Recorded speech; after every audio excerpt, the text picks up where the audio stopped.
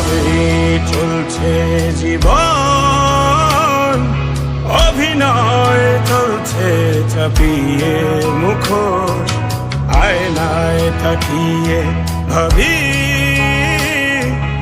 অপরাধ কি আমার, আমার কি দোষ।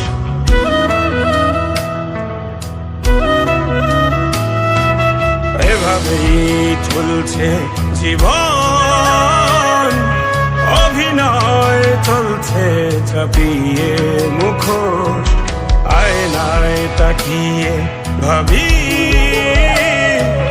অপরাধ কি আমার।